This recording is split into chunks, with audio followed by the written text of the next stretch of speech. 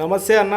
ఇక హైదరాబాద్లో సొంత కార్లు బైకులు ఉన్న మన ఆర్టీసీ బస్సులు ఎక్కితే వచ్చే కిక్కే వేరబ్బా. బస్ స్టాండ్లో బస్సులు ఆగకముందే మనోళ్ళు కిటికీలకి ఖర్చుపులు వేసి సీట్లను రిజర్వ్ చేసుకుంటారు.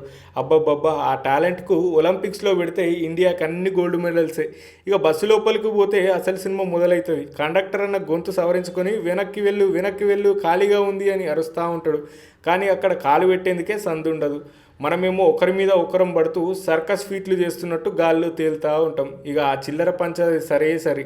2 కోసం కండక్టర్ అన్న ఇచ్చే లుక్ ఒక మాస్ విలన్ రేంజ్లో ఉంటుంది. మరి ఇక ఈ మధ్యకాలంలో ఫ్రీ బస్సు పుణ్యమా అని మన బామ్మలు అక్కలు చేసే హడావిడి మామూలుగా లేదు. పొరపాటున లేడీస్ సీట్ వైపు చూసినావో ఇక నీ పని అయిపోయినట్టే.